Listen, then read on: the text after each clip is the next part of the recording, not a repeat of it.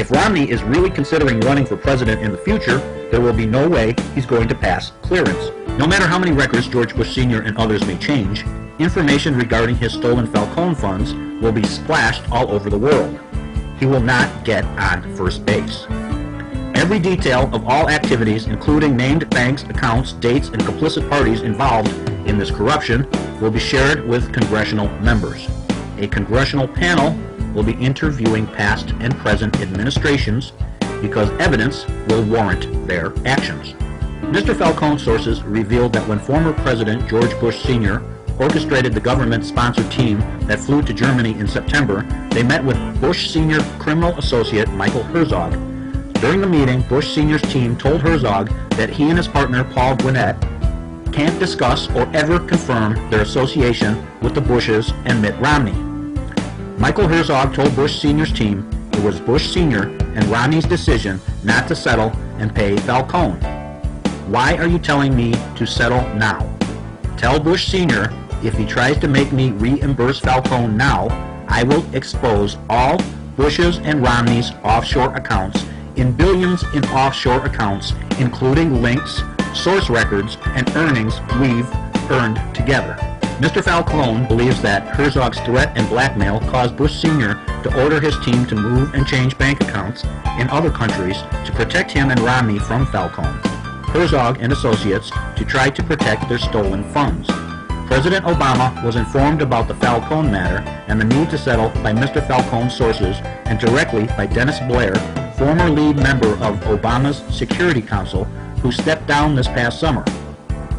So many records, similar high-value cases of grand scale of fraud and supporting evidence have been provided to the president.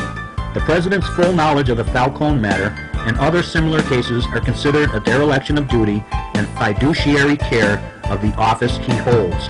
To this date, President Obama has failed to respond to other parties or to take any action regarding the Falcone's settlement. But Obama's administration managed to immediately step in to help the Clintons, who Herzog had also stolen funds from. Funds the Clintons will be obligated to explain to Congress under oath. Michael Herzog and partner Paul Gwinnett stole substantial money from the Clintons' trading activities, and government agencies immediately brought Herzog and Gwinnett to Washington, D.C.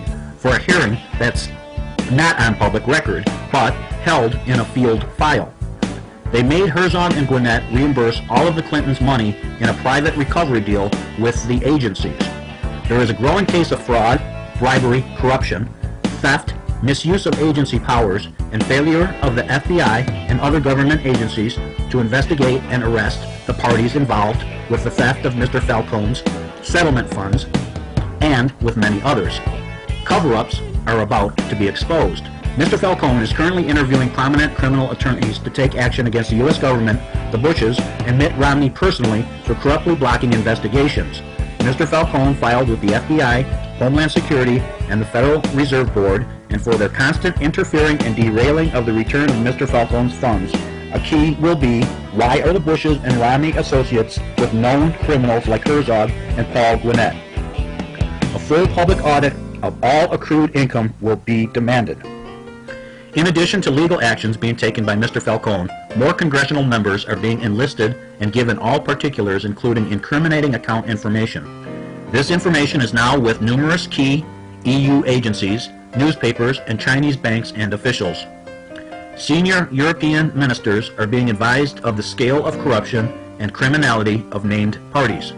A number of key independent media agencies such as WikiLeaks will explode this globally, naming and shaming the criminal parties, enabling the American electorate to judge and act.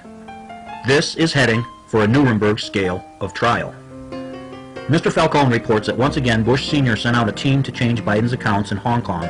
They changed banks and the names on Biden's accounts. Each team member's names are known with full details of their travel itinerary.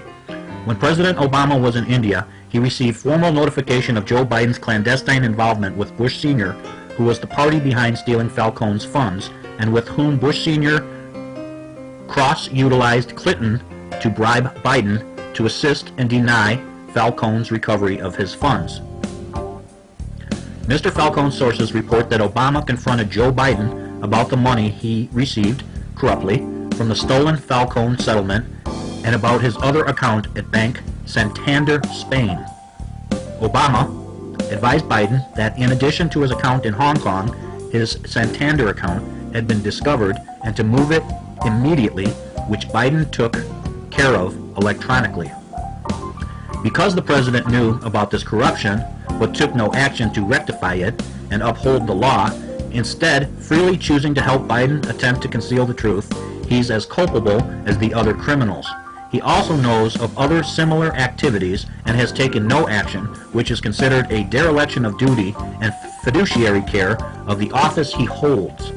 Bush Sr. knows that Falcone and the authorities are carefully monitoring his and Biden's accounts in particular. That's why the Bush team did not dare go back to Spain or the Caribbean during this last trip overseas. What this criminal team of spooks and agents fail to grasp is that every move is known and recorded. Also known during Bush Sr.'s team's previous trip is that he had his money moved from St. Bart's and relocated to other Caribbean island banks. Intelligence reports states that Bush Sr.'s team is expected to be back in the States this week. These parties are not going to steal assets from Ed Falcone, an American citizen, and get away with it. A catalog of evidence has been collated encompassing RICO fraud, bribery, corruption, money laundering, theft, misuse of agency powers, and the systematic failure and collusion of the FBI and other government agencies to investigate and arrest the parties involved with the theft of Mr. Falcone's settlement funds. Mr. Falcone has been interviewing high-level criminal attorneys to add to his legal team, who will be filing personal criminal charges against Bush, both Bushes, Mitt Romney, Michael Herzog, Paul Gwinnett, Joseph Ackerman, Alan Greenspan, and others. In conjunction with anticipated congressional hearings, criminal charges will also be filed against all of Bush Sr.'s team who changed and modified bank records to help cover up Falcone's stolen funds.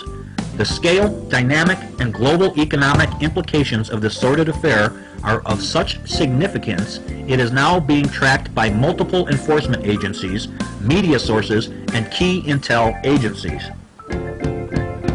Knowing every move is being tracked, and yet again their accounts are compromised, instead of paying Falcone what is due, long overdue, George Bush Sr. now again plays games with his Bermuda, Turks, and Caicos accounts, holding money he robbed and defrauded from Falcone and others.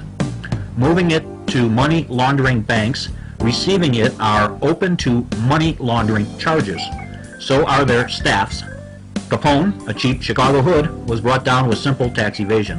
Whatever it takes, Romney has dreams of the Oval Office, supported by Senior's patronage. His payoffs, linked with Michael Herzog, will be his own Achilles heel.